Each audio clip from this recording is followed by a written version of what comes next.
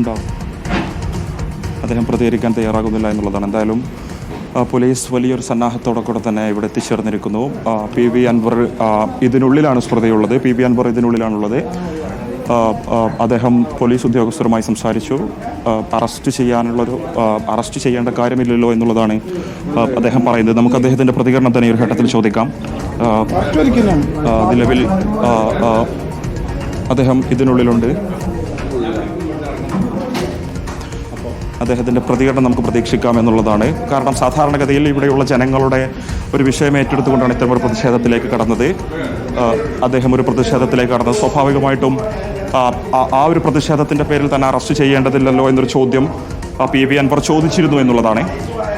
ഇവിടെയുള്ള സാധാരണക്കാരായ മനുഷ്യർ നിലമ്പൂർ പോലെയൊരു മേഖലയിൽ നേരിടുന്ന നിരവധി പ്രശ്നങ്ങൾ ജനകീയ വിഷയമായി തന്നെ ഈ വന്യമൃഗശല്യം നിലനിൽക്കുന്ന പശ്ചാത്തലത്തിലായിരുന്നു മഞ്ചേരിയിലെ മണി അത്തരത്തിൽ കൊല്ലപ്പെടുന്നത്. മണിക്കൂറുകൾക്ക് ശേഷമാണ് ആ ഒരു മരണവിവരം പുറത്തറിയുന്നത്. അദ്ദേഹത്തെ മരിച്ചതിന് ശേഷം പുറത്തെത്തിക്കാൻ സാധിച്ചത് വലിയ അനാസ്ഥ കാര്യത്തിൽ വനം വകുപ്പിന് സംഭവിച്ചു എന്നുള്ളതാണ് അൻവർ ചൂണ്ടിക്കാണിച്ചിരുന്നത്. എന്തായാലും അദ്ദേഹത്തിൻ്റെ പ്രതികരണം നമുക്ക് ഈ ഒരു ഘട്ടത്തിൽ പ്രതീക്ഷിക്കാം. Shri P V Anvar police arrest ചെയ്യുമെന്ന തീരുമാനത്തിൽ ഉറച്ചു നിൽക്കുകയാണ്. എങ്ങനെയാണ് ഒരു നടപടിയെ നോക്കിക്കാണുന്നത്?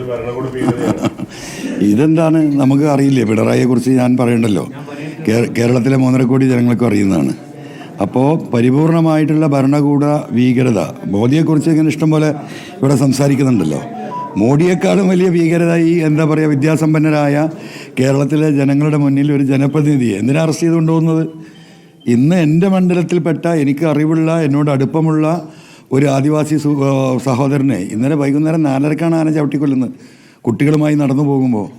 ആ ബോഡി ഇന്ന് 12 മണി വരെ, ഇന്നലെ 10 മണിക്ക് ഹോസ്പിറ്റലിൽ എത്തിയിട്ട് ഇന്ന് 12 മണി വരെ പോസ്റ്റ്മോർട്ടം പോലും നടത്തിയിട്ടില്ല, ഇൻക്വസ്റ്റ് നടത്തിയിട്ടില്ല. അങ്ങനെ ഈ കഴിഞ്ഞ 9 ദിവസമായിട്ട് 6 പേരെയാണ് കേരളത്തിൽ ആന ചവിട്ടിക്കൊന്നത്. ഇങ്ങനൊരു വനം വകുപ്പ്, ഇങ്ങനൊരു ഗവൺമെൻറ്. ഞാൻ ഈ മലയോര മേഖലയിലാണല്ലോ ജീവിക്കുന്നത്. മനുഷ്യർക്ക് ഇവിടെ ജീവിക്കണ്ടേ? മലയോര മനുഷ്യർക്ക് പുറത്തിറങ്ങാൻ കഴിയാതെ നിൽക്കുമ്പോഴാണ് ഫോറസ്റ്റ് ഉദ്യോഗസ്ഥർക്ക് അമിതാധികാരം നൽകിക്കൊണ്ടുള്ള പുതിയ ബില്ല് ഈ നിയമസഭയിൽ വരുന്നത്. ആ ബില്ല് എതിർക്കപ്പെടേണ്ടതാണെന്നും അത് നടപ്പിലാക്കാൻ പാടില്ല എന്നും കേരളത്തിലെ ജനങ്ങളെ ആ വിഷയത്തെ അലർട്ട് ചെയ്യാനാണ് ഞാൻ ഈ ജാഥ നടത്തിയത്. മൂടി വെക്കപ്പെട്ടൊരു ബില്ലാണ്. സാധാരണ ഇത്തരത്തിലുള്ള വലിയൊരു അമെൻമെൻറ്റ് വരുമ്പോൾ പത്രങ്ങളിൽ പരസ്യം ചെയ്യും, ജനങ്ങളുടെ പരാതി സ്വീകരിക്കും, MLA മാർക്ക് കോപ്പി കൊടുക്കും, ഒരു ചർച്ചയുണ്ടാകും അതിനു മുമ്പ്. ഇതൊന്നുമില്ലാതെ സ്വകാര്യമായി മൂടി വെച്ച് നിയമസഭാ സമ്മേളനത്തിൽ ആ ബില്ല് കൊണ്ടുവന്ന് പാസ്സാക്കിയെടുക്കാനാണ് പിണറായി പരിശ്രമിച്ചത്. അത് ജനങ്ങളോട് വിളിച്ചു പറയാനാണ് ഞാൻ ഇറങ്ങി നടന്നത്. ഈ മലയോര മേഖലയിൽ നിങ്ങൾക്കറിയാം, ഇപ്പോൾ കഴിഞ്ഞ 4-5 മാസമായിട്ട് പിണറായി ഗവൺമെൻറ്റുമായിട്ട് എനിക്കുണ്ടായ ഏറ്റുമുട്ടൽ, പോലീസുമായി ബന്ധപ്പെട്ട വിഷയങ്ങൾ, അത് ഒരു ജനതയെ ആകെ, ഒരു കമ്മ്യൂണിറ്റിയെ ആകെ, ന്യൂനപക്ഷങ്ങളെ ആകെ കള്ളന്മാരും കൊള്ളക്കാരും കള്ളക്കടത്തുകാരുമായി, ക്രിമിനലുകളായി ഇന്ത്യയിലെ തന്നെ ഏറ്റവും കൂടുതൽ ഈ പറയുന്ന ക്രിമിനൽ കേസുള്ള ജില്ലയാക്കി മലപ്പുറം ജില്ലയെ കാണിക്കാൻ അന്നത്തെ SP സുജിത് ദാസും അജിത് കുമാർ ADGP മുഖ്യമന്ത്രിയുടെ ഓഫീസ് ഉൾപ്പെടെയുള്ളവർ നടത്തിയ ഗൂഢാലോചനയാണ് ഞാൻ ജനങ്ങളോടൊന്ന് പറഞ്ഞത്. നിലമ്പൂരിനെ സംബന്ധിച്ച് മലപ്പുറത്തിൻ്റെ മലയോര മേഖലയാണ്. ഇപ്പം അങ്ങ് നേരത്തെ പറഞ്ഞതുപോലെ നിരവധി വന്യമൃഗശല്യവുമായി ബന്ധപ്പെട്ട വിഷയങ്ങളുണ്ട്. കാട്ടാന ഇറങ്ങി കൃഷി നശിപ്പിക്കുന്ന സാഹചര്യമുണ്ട്. അതിൻ്റെ ഏറ്റവും ഒടുവിലായിരുന്നു ഒരാളുടെ മരണത്തിലേക്ക് നയിച്ചൊരു സംഭവം ഉണ്ടാകുന്നത്. സ്വാഭാവികമായിട്ടും ഇവിടെ ജനങ്ങൾ നേരിടുന്ന പ്രധാനപ്പെട്ട ഒരു വിഷയമാണ്. അത് ഉയർത്തിക്കൂടിയായിരുന്നല്ലോ ഇന്നത്തെ പ്രതിഷേധമുണ്ടായിരുന്നത്. അതിൽ ഇങ്ങനൊരു നടപടി പോലീസിൻ്റെ ഭാഗത്തുനിന്നും ഉണ്ടാകേണ്ടതുണ്ടോ? അത് പ്രതീക്ഷിച്ചിരുന്നു. ഇവിടെ എത്രയോ കേസുകൾ സുപ്രീം കോടതിയിൽ പോയിട്ട് ജാമ്യം കിട്ടാതെ വാറണ്ടായി കിടക്കുന്ന എത്രയോ ആളുകൾ പിണറായിയുടെ വീടിന് ചുറ്റുമുണ്ട് അല്ലേ? എത്ര ക്രിമിനലുകൾ, അവരൊന്നും അറസ്റ്റ് ചെയ്യുന്നില്ലല്ലോ. ഇവിടെ ഈ അജിത് കുമാറിനെതിരെ ഞാൻ കൊടുത്ത കേസുകളിൽ അദ്ദേഹത്തിൻ്റെ സ്വത്ത് സമ്പാദനത്തിൻ്റെ ഡോക്യുമെൻ്റ് അടക്കം കൊടുത്തിട്ട് ഒരു FIR ഇടാൻ പിണറായി തയ്യാറായിട്ടില്ല. അവിടെ കേരളത്തിലെ 1,30,00,000 ജനങ്ങളുടെ വിഷയം അത് ജനശ്രദ്ധയിലേക്ക് കൊണ്ടുവരാൻ നടത്തിയ ഒരു സമരത്തിന്, മണ്ഡലത്തിലെ ഒരു വ്യക്തിയെ ആന ചവിട്ടിക്കൊന്നതിൽ ഇവിടുത്തെ കർഷകർ നടത്തിയ ഒരു പ്രതിഷേധത്തിന്, അതിനാണ് അറസ്റ്റ്. അപ്പോൾ ഇതിനെയാണ് പച്ച മലയാളത്തിൽ പറഞ്ഞാൽ ഭരണകൂട ഭീകരത എന്ന് പറയുന്നത്. സഖാവ് പിണറായിക്കെതിരെ വാ തുറന്നാൽ ഒരു MLA ആണെങ്കിൽ അവൻ്റെ ഗതി ഇതാണ്. ഈ മെസ്സേജാണ് കേരളത്തിൽ പോകുന്നത്. എന്നെ അറസ്റ്റ് ചെയ്യാൻ ഈ കണ്ട് കാണപ്പെട്ട പോലീസ് ഉദ്യോഗസ്ഥന്മാർ മുഴുവൻ ഒരു നോട്ടീസ് എന്നാൽ ഞാൻ ചെല്ലുമല്ലോ. DYSP ഉൾപ്പെടെയുള്ള ഉന്നത പോലീസ് ഉദ്യോഗസ്ഥരെത്തിയിട്ടുണ്ട്. അവർ അറസ്റ്റ് ചെയ്തേ മടങ്ങൂ എന്ന തീരുമാനത്തിൽ തന്നെയാണ്. എന്താണ് അങ്ങനെ അറിയിച്ചത്? അല്ല, എനിക്ക് അറസ്റ്റ് വാറണ്ട് തരാൻ വേണ്ടി പറഞ്ഞു. അത് അവർ പ്രിപ്പയർ ചെയ്യുന്നുണ്ട്. സ്വാഭാവികമാണ്. അവർ അറസ്റ്റ് ചെയ്യാനാണ് അവർക്ക് ഓർഡർ ഉള്ളത്. ജനപ്രതിനിധി ആയതുകൊണ്ട് തന്നെ അതിൻ്റെതായ ചില നിയമ തടസ്സങ്ങൾ ഉണ്ടാകുമല്ലോ, അതൊക്കെ തന്നെ പൂർത്തിയാക്കി എന്നുള്ളതാണ് അവർ പറയുന്നത്. അല്ല, അത് അവർക്ക് നിർദ്ദേശമാണ്. ഒരു DYSPക്ക് എന്ത് ചെയ്യാൻ പറ്റും, ഒരു SP എന്ത് ചെയ്യാൻ പറ്റും? ഇവിടെ വന്ന ഈ CIമാർക്കും SIമാർക്കും അവർ പാവം അവരെന്ത് ചെയ്യാനാണ്? അവർക്ക് കൊടുത്ത നിർദ്ദേശം പാലിക്കാനുള്ളത് അവർക്കൊരു മാർഗമില്ല. നിർദ്ദേശം കൊടുക്കുന്ന എവിടെയാണ്? ആഭ്യന്തര വകുപ്പാണ്. ആരാ ആഭ്യന്തര വകുപ്പിൻ്റെ മന്ത്രി? മുഖ്യമന്ത്രി പിണറായിയാണ്.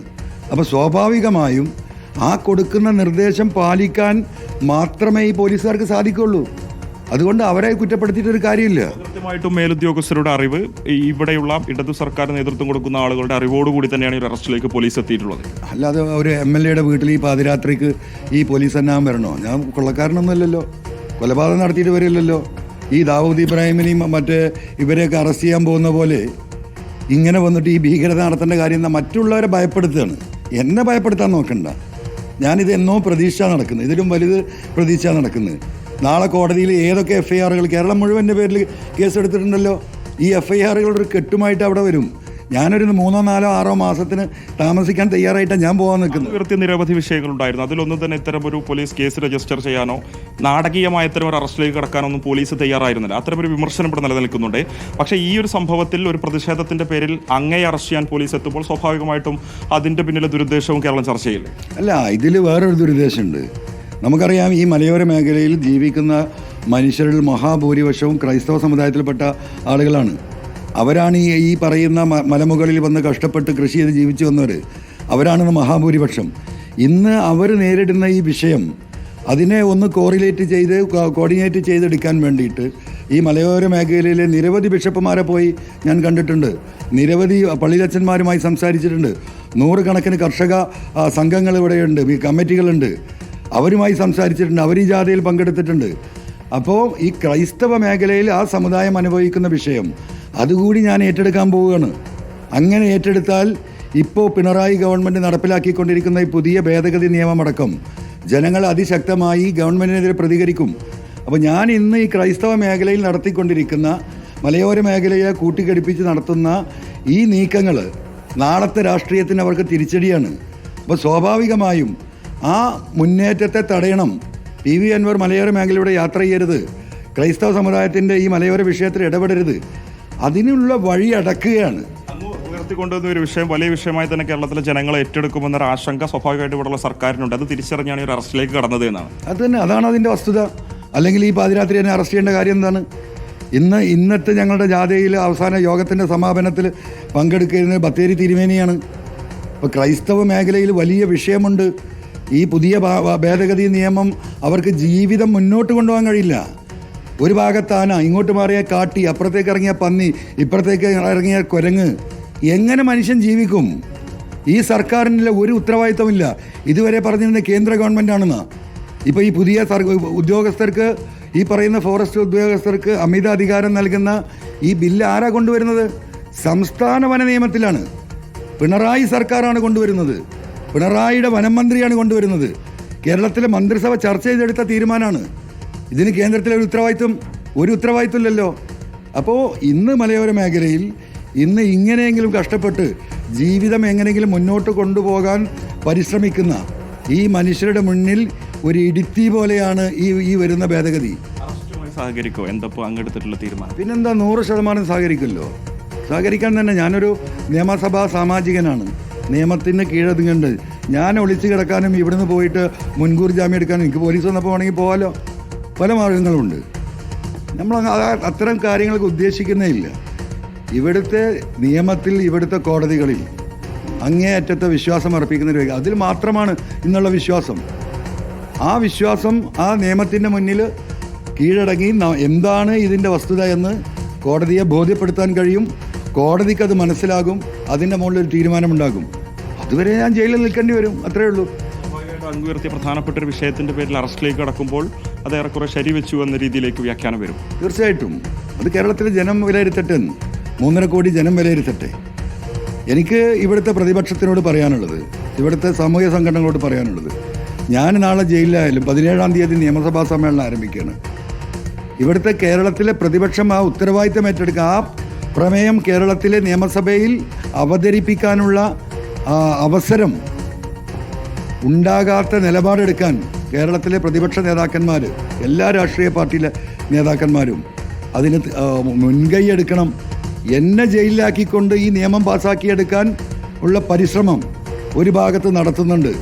അത് കേരളത്തിലെ പ്രതിപക്ഷം അത് തിരിച്ചറിയണമെന്ന് മാത്രമാണ് ഈ ജയിലിലേക്ക് പോകുന്ന ഈ ഘട്ടത്തിൽ കേരളത്തിലെ പ്രതിപക്ഷ നേതാവിനോടും കേരളത്തിലെ പ്രതിപക്ഷ കക്ഷികളോടും കേരളത്തിലെ പൊതുസമൂഹത്തിനോടും എനിക്ക് പറയാനുള്ളത്. ഞാൻ ജയിലിലായതിൻ്റെ പേരിൽ ഈ പറയുന്ന നിയമ ഭേദഗതി ഇവിടെ പാസ്സാക്കുന്ന ഒരവസ്ഥയിലേക്ക് പോകാതിരിക്കാൻ അവരെ കൊണ്ട് കഴിയുന്ന പരിശ്രമം നടത്തണമെന്ന ഒരൊറ്റ റിക്വസ്റ്റേ എനിക്ക് കേരള ജനതയുടെ മുന്നിൽ ഈ അവസരത്തിൽ വെക്കാനുള്ളൂ. ജനങ്ങൾക്ക് വേണ്ടി ഉയർത്തിക്കൊണ്ടുവന്ന നിരവധി വിഷയങ്ങളുണ്ട്, ബാക്കിയൊക്കെ അവിടെ കിടക്കുന്നുള്ളൂ. സ്വാഭാവികമായിട്ട് അതിലൊക്കെ തന്നെ തുടർ പ്രതിഷേധങ്ങളൊക്കെ പ്രതീക്ഷിക്കാം. തീർച്ചയായിട്ടും ജനങ്ങൾ ജീവിക്കാൻ പറ്റാതെ ആയി കഴിഞ്ഞാൽ ആരാ പ്രതിഷേധിക്കാതിരിക്കുക? ആ മനുഷ്യന് ജീവിക്കാൻ കഴിയാത്ത അവസ്ഥയിലാണ് 1,30,00,000 ജനങ്ങളുള്ളത്. അവർ പ്രതിഷേധിക്കും. അവരുടെ ഭാഗമായിട്ട് ഇനിയും കേരളത്തിൽ പ്രതിഷേധങ്ങൾ ഉയരും, അതിനൊരു തർക്കമില്ല. ഞാൻ ജയിലിൽ നിന്ന് ഇറങ്ങിയാൽ പിറ്റേ ദിവസം ജീവനുണ്ടെങ്കിൽ, ഇനി ജയിലിലിട്ട് എന്നെ കൊല്ലുമെന്ന് എനിക്കറിയില്ല, ജീവനുണ്ടെങ്കിൽ ജയിലിൽ നിന്ന് ഇറങ്ങിയതിൻ്റെ പിറ്റേ ദിവസം ഈ സമരവുമായി നമ്മൾ മുന്നോട്ട് പോകും, അതിലൊരു തർക്കമില്ല. ഇന്നത്തെ ഈ വിഷയത്തിൽ തന്നെ അങ്ങ് ഈ DF ഓഫീസിലേക്ക് പ്രതിഷേധവുമായി എത്തിയപ്പോൾ നിലമ്പൂരിലെ നാട്ടുകാർ അതിൻ്റെ കൂടെ അണിചേരുന്ന ഒരു കാഴ്ച കണ്ടിരുന്നു. സ്വാഭാവികമായിട്ട് അവരുടെ ഒരു വിഷയമായി മനസ്സിലാക്കി കൂടിയാണല്ലോ അവരൊക്കെ തന്നെ ഇതിൽ അണിചേരുന്ന ഒരു സാഹചര്യം ഉണ്ടായത്. അപ്പോൾ ഈ അറസ്റ്റ് സ്വാഭാവികമായിട്ട് ഉണ്ടാകുമ്പോൾ നാട്ടുകാരിലും വലിയ പ്രതിഷേധം ഉണ്ടെന്ന് മനസ്സിലാക്കുന്നത്. പുറത്തൊക്കെ നിരവധി ആളുകൾ തടിച്ചു കൂടിയിട്ടുണ്ട്. അല്ല, അത് സ്വാഭാവികമായിട്ടും ജനങ്ങളിൽ പ്രതിഷേധമുണ്ടാകും. ഞാൻ എൻ്റെ വ്യക്തിപരമായ കാര്യത്തിനോ എൻ്റെ കുടുംബത്തിൻ്റെ കാര്യത്തിനോ അല്ല ഈ സമരത്തിന് ഇറങ്ങിയത്. ഈ നാട്ടിലെ പൊതുവായ വിഷയം, പ്രത്യേകിച്ച് മലയോര മേഖലയിൽ ജനങ്ങളെ നേരിട്ട് ബാധിക്കുന്ന വിഷയം. മലയോര ജനത വോട്ട് ചെയ്തിട്ടാണ് ഞാൻ MLA ആയത്. എനിക്കതിൽ കക്ഷിയും രാഷ്ട്രീയം നോക്കേണ്ട കാര്യമില്ല. ആ ജനതയുടെ ജീവിത വികാരത്തോടൊപ്പം ഞാൻ നിന്നത്. അതിനെ അറസ്റ്റ് ചെയ്യുകയാണെങ്കിൽ ചെയ്യട്ടെ എന്ന്, അതിനപ്പുറം എന്ത് ചെയ്യാൻ പറ്റും? ജയിലിൽ കിടക്കുന്നവരൊക്കെ മനുഷ്യരാണല്ലോ. ആ മനുഷ്യരെ കൂടെ എനിക്കൊന്ന് കടന്നുറങ്ങി നോക്കട്ടെ. DYSP ഉൾപ്പെടെയുള്ള മുതിർന്ന പോലീസ് ഉദ്യോഗസ്ഥർ നേരിട്ട് വന്നത് സ്വാഭാവികമായിട്ടും അങ്ങ് അറസ്റ്റിന് തയ്യാറാകില്ല എന്ന് വിചാരിച്ചിട്ടായിരിക്കുമോ പോലീസ്? അല്ല, അവരൊരു ബലപ്രയോഗം വേണ്ടി വരും. അല്ലെങ്കിൽ എന്താ പറയുക, ഈ ഒരു വാർത്ത ഇത് വലിയ വാർത്തയാണല്ലോ. ഈ വാർത്ത കണ്ട് പലരും ഭയപ്പെടും. അതായത് പോലീസ് പറഞ്ഞത് അറസ്റ്റിന് തയ്യാറായിട്ടുള്ള ബലം പ്രയോഗിച്ചും അറസ്റ്റ് ചെയ്യാൻ പോലീസ് തയ്യാറാണെന്ന്. അവർക്കുള്ള നിർദ്ദേശം അത് തന്നെയാണ്. അതുകൊണ്ടായിരിക്കും ഇത്രയധികം പോലീസുകാർ കൊണ്ട്. എന്നോട് ചോദിച്ചല്ലോ വഴങ്ങുന്നുണ്ടോ, ഞാൻ പറഞ്ഞു ആദ്യം വഴങ്ങുന്നുണ്ട്. അപ്പോൾ അത് കേരളം മുഴുവൻ ഒരു MLA ഒരു ഗവൺമെൻറ്റിനെതിരെ സംസാരിച്ചാൽ ആ MLAയുടെ ഗതി ഇതാണെങ്കിൽ ഈ നാട്ടിലെ സാധാരണക്കാരാരാ പിണറായിക്കെതിരെ സംസാരിക്കുക? ഒരാൾ വായ തുറക്കുമോ? ഒരു പള്ളിയിലച്ഛന് വായ തുറക്കാൻ കഴിയുമോ? ഒരു തിരുമേനിക്ക് സംസാരിക്കാൻ കഴിയുമോ? ഇവിടുത്തെ എന്താ പറയുക സാധാരണക്കാരായിട്ടുള്ള മറ്റു സാമുദായിക നേതാക്കന്മാർക്ക് സംസാരിക്കാൻ കഴിയുമോ? ആർക്കും സംസാരിക്കാൻ കഴിയില്ല. അതാണ് ഈ പറയുന്ന ഭരണകൂട ഭീകരത എന്ന് പറയുന്നത്. അതാണിപ്പോൾ നടപ്പിലാവുന്നത്. നടക്കട്ടെ. ഇപ്പോൾ പോലീസുമായി സഹകരിച്ച് അറസ്റ്റിലേക്ക് പോവുകയാണ്. അതെ, ഞാനൊരു ഡോക്ടർ വന്നിട്ടുണ്ട് അതിൻ്റെ BP ഇതൊക്കെ ഒന്ന് നോക്കാൻ വേണ്ടിയിട്ട്. അത് കഴിഞ്ഞാൽ ഞാനവിടെ പോയിട്ട് ഇനി എന്താ പറയുക, പോലീസ് സ്റ്റേഷനിൽ പോയി അല്ലെങ്കിൽ മജിസ്ട്രേറ്റിന് മുമ്പിൽ അയ്യോ നെഞ്ഞ് വേദനയാണെന്നാണ് കിടക്കാനൊന്നും ഞാനില്ല. മനസ്സിലായില്ലേ? ഞാൻ സുഖമായിട്ട് ആ ജയിലിൽ പോയി കിടക്കും, അത്രേ ഉള്ളൂ. സാധാരണഗതിയിൽ ഡോക്ടറുടെ ഒരു കൺസൾട്ടേഷൻ തേടുന്ന അതിൻ്റെ അത്രേ ഉള്ളൂ. അത് സാധാരണ മാസത്തിലൊരിക്കലും നോക്കുന്നതാണ്. ഇനിയിപ്പോൾ എത്ര ദിവസം കഴിഞ്ഞിട്ടാൽ വരികയെന്ന് അറിയില്ലല്ലോ. അപ്പോൾ നീ 4 ഗുളിക വാങ്ങി പോവാം.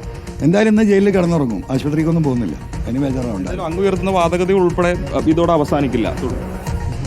PV Anwar MLA അറസ്റ്റിന് വഴങ്ങുകയാണ്.